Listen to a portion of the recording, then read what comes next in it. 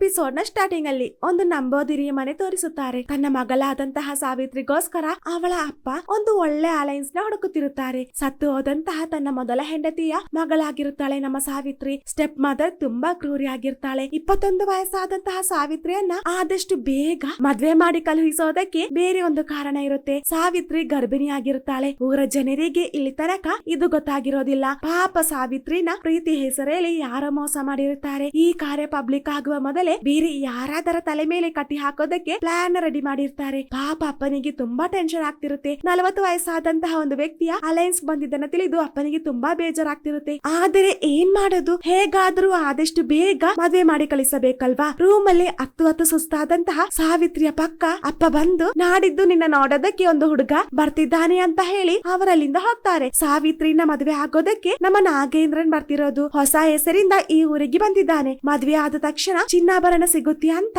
ಇವರಿಬ್ಬರಿಗೆ ಚೆನ್ನಾಗಿ ಗೊತ್ತಿರುತ್ತೆ. ಸಾವಿತ್ರಿ ಗರ್ಭಿಣಿ ಎಂಬ ವಿಷಯ ಮುಚ್ಚಿಟ್ಟು ಅವಳ ಮನೆಯವರು ಈ ಮದುವೆ ಮಾಡೋದಕ್ಕೆ ಮುಂದಾಗಿರೋದು. ಈ ಸಲ ನಮ್ಮ ಸೋಮನ್ ತನ್ನ ಡ್ರಾಮಾ ಗ್ರೂಪ್ ಅಲ್ಲಿ ಇರುವಂತಹ ಒಂದು ಲೇಡಿನ ತನ್ನೊಂದಿಗೆ ಕರೆದುಕೊಂಡು ಬಂದಿರ್ತಾನೆ. ಸಾವಿತ್ರಿಯ ಮನೆಯವರಿಗೆ ಡೌಟ್ ಬರತ್ತಿರಲು ಈ ಲೇಡಿನ ತನ್ನೊಂದಿಗೆ ತಂದಿದ್ದು. ಹಾಗೆ ಸಾವಿತ್ರಿಯೊಂದಿಗೆ ಟೀ ಕೊಡೋದಕ್ಕೆ ಹೇಳಿ ಫೋರ್ಸ್ ನ ಮಾಡ್ತಾರೆ. ಪಾಪ ಸತ್ತ ಹೆಣದ ಹಾಗೆ ಬಂದು ಟೀನ ಕೊಟ್ಟು ಅಲ್ಲೇ ನಿಲ್ತಾಳೆ. ಹಾಗೆ ಅವರಿಬ್ಬರನ್ನ ಮಾತನಾಡೋದಕ್ಕೆ ಹೊರಗೆ ಕಳಿಸ್ತಾರೆ. ಆದರೆ ನಮ್ಮ ಸಾವಿತ್ರಿ ಕಮ ಅಂತ ಒಂದಕ್ಷರ ಮಾತಾಡ್ತಿರೋದಿಲ್ಲ. ಹಾಗಿದ್ರೆ ನಾನು ಹೋಗಿ ಬರ್ಲಾ ಅಂತ ಕೇಳಿ ಅಲ್ಲಿಂದ ಹೋಗ್ತಿರುವಾಗ ಗರ್ಭಿಣಿಯಾದಂತಹ ನಮ್ಮ ಸಾವಿತ್ರಿ ವಾಮಿಟ್ ಮಾಡೋದಕ್ಕೆ ಅಲ್ಲಿಂದ ಓಡಿ ಹೋಗ್ತಾಳೆ. ಇದನ್ನ ಕಂಡು ನಮ್ಮ ನಾಗೇಂದ್ರನ್ ಮನಸ್ಸಲ್ಲಿ ಏನೋ ಒಂದು ಡೌಟ್ ಬರ್ತಿರುತ್ತೆ. ಹಾಗೆ ನಮ್ಮ ಸಾವಿತ್ರಿ ಅಳ್ತಾ ಅಲ್ಲಿದ್ದಂತಹ ಕೆರೆ ಪಕ್ಕ ಬಂದು ಕೂರ್ತಾಳೆ. ಹಾಗೆ ತನ್ನ ಹಳೆ ಲೈಫ್ ನ ಆಲೋಚಿಸುತ್ತಾಳೆ. ವರ್ಷಗಳ ಹಿಂದೆ ನಮ್ಮ ಸಾವಿತ್ರಿ ತುಂಬಾ ಹ್ಯಾಪಿ ಆಗಿದ್ದಳು. ಫ್ರೆಂಡ್ಸ್ ನೊಂದಿಗೆ ಲೈಫ್ ನ ಎಂಜಾಯ್ ಮಾಡ್ತಾ ಕಾಲೇಜಿಗೆ ಹೋಗ್ತಿದ್ಲು. ಹಾಗಿರುವಾಗ ಅವಳ ಕಾಲೇಜಿಗೆ ಒಂದು ಹೊಸ ಸರ್ ಬರ್ತಾರೆ. ಆ ಸರ್ಗೆ ಸಾವಿತ್ರಿಯ ಮೇಲೆ ಒಂದು ಕಣ್ಣಿರುತ್ತೆ. ಆ ವ್ಯಕ್ತಿ ಅವಳನ್ನ ಕದ್ದು ಮುಚ್ಚಿ ನೋಡ್ತಿರೋದನ್ನ ಅವಳು ಗಮನಿಸುತ್ತಾಳೆ. ಹಾಗೆ ನೋಡಿ ನೋಡಿ ಕೊನೆಗೆ ಅವರಿಬ್ಬರು ಪರಸ್ಪರ ಲವ್ ಮಾಡೋದಕ್ಕೆ ಶುರು ಮಾಡ್ತಾರೆ. ಟೈಮ್ ಸಿಕ್ಕಾಗೆಲ್ಲ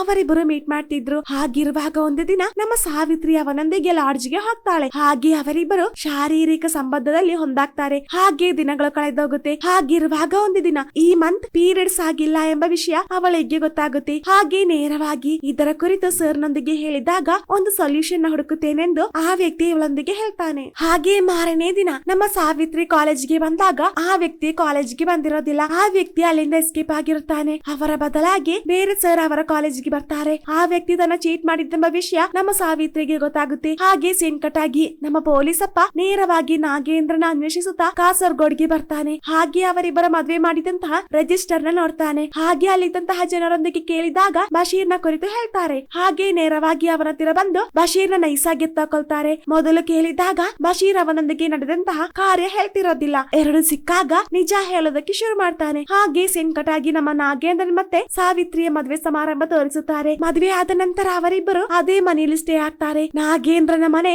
ಎರ್ನಾಕುಲಂ ಅಲ್ಲಿ ಇರೋದು. ನಾಳೆ ಬೆಳಿಗ್ಗೆ ಹೋಗ್ತೇವೆಂದು ಸಾವಿತ್ರಿಯ ಮನೆಯಲ್ಲಿ ಇವರಿಬ್ಬರು ಹೇಳ್ತಿರುತ್ತಾರೆ. ಹಾಗೆ ನಾಗೇಂದ್ರನ್ ಸೋಮನೊಂದಿಗೆ ನೀನು ಲಾಡ್ಜಲ್ಲಿರು, ಆದರೆ ಇವತ್ತು ರಾತ್ರಿ ಚಿನ್ನ ಕದ್ದು ಬೇಗ ಬರ್ತೇನೆ ಅಂತಾಗ ಲಾಡ್ಜಿನ ರೆಂಟ್ ಮತ್ತೆ ಡ್ರಾಮಾ ಆರ್ಟಿಸ್ಟ್ ನ ಸ್ಯಾಲರಿ ಕೊಡಬೇಕೆಂದು ಹೇಳಿ ಸೋಮನ್ ಅವನ ಕೈಯಿಂದ ಅಮೌಂಟ್ ನ ಕೇಳ್ತಾನೆ. ಹಾಗೆ ಅದನ್ನ ನಮ್ಮ ನಾಗೇಂದ್ರನ್ ಅವನಿಗೆ ಕೊಡ್ತಾನೆ. ಹೀಗೆ ಅವನ ಕೈಯಿಂದ ಪುನಃ ಸ್ವಲ್ಪ ದುಡ್ಡು ಖರ್ಚಾಗುತ್ತೆ. ಹಾಗೆ ರಾತ್ರಿ ಆದಾಗ ನಮ್ಮ ನಾಗೇಂದ್ರನ್ ಚಿನ್ನಾಭರಣ ಕದ್ದು ಅಲ್ಲಿಂದ ಎಸ್ಕೇಪ್ ಆಗೋದಕ್ಕೆ ಮುಂದಾಗ್ತಾನೆ. ಆದರೆ ಅವನಿಗೆ ಅಲ್ಲಿಂದ ಹೊರ ಬರೋದಕ್ಕೆ ದಾರಿ ಗೊತ್ತಾಗ್ತಿರೋದಿಲ್ಲ. ಬೇರೆ ಬೇರೆ ಡೋರ್ ಓಪನ್ ಮಾಡಿ ಹೊರಗೆ ಬಂದ್ರು ಕೊನೆಗೆ ಅದೇ ಸ್ಪಾಟ್ಗೆ ರೀಚ್ ಆಗ್ತಾನೆ. ಹಾಗೆ ದಾರಿ ಹುಡುಕುತ್ತಿರುವಾಗ ಅವನಿಗೆ ಒಂದು ಗಿಜ್ಜೆ ಸೌಂಡ್ ಕೇಳಿಸುತ್ತೆ. ಜೊತೆಗೆ ಒಂದು ಶ್ಯಾಡೋ ಕಂಡಾಗ ಹೆದ್ರಿ ಅಲ್ಲಿಂದ ಓಡಿ ಹೋಗ್ತಾನೆ. ಹಾಗೆ ಓಡಿ ಬಂದು ಒಂದು ರೂಮ್ ಒಳಗೆ ಬರ್ತಾನೆ. ಆ ರೂಮ್ ಒಳಗೆ ನಮ್ಮ ಸಾವಿತ್ರಿ ಆತ್ಮಹತ್ಯೆ ಮಾಡೋದಕ್ಕೆ ರೆಡಿ ಆಗಿರ್ತಾಳೆ. ಸಾವಿತ್ರಿನ ಈ ಪರಿಸ್ಥಿತಿಯಲ್ಲಿ ಕಂಡು ನಮ್ಮ ನಾಗೇಂದ್ರನ್ ಬೇಗ ಅವಳನ್ನ ಕೆಳಗಿಳಿಸುತ್ತಾನೆ. ನಾಗೇಂದ್ರನ್ ಇಲ್ಲಿಂದ ಎಸ್ಕೇಪ್ ಆಗುವಂತ ವಿಷಯ ಅವಳಿಗೆ ಚೆನ್ನಾಗಿ ಗೊತ್ತಾಗುತ್ತೆ. ಹಾಗೆ ನಮ್ಮ ಸಾವಿತ್ರಿ ನಾಗೇಂದ್ರನಿಗೆ ಹೊರಗೆ ಹೋಗೋದಕ್ಕೆ ಇರುವಂತಹ ದಾರಿ ತೋರಿಸಿಕೊಡ್ತಾಳೆ. ಹಾಗೆ ನಮ್ಮ ಹೀರೋ ಹೊರಗೆ ಬಂದು, ನಿನ್ನ ಹೊಟ್ಟೆಯಲ್ಲಿ ಒಂದು ಜೀವ ಮಿಡಿತಿದೆ, ಅದರಿಂದ ಆತ್ಮಹತ್ಯೆ ಮಾಡುವ ಮೊದಲು ನೀನ್ ಅದನ್ನ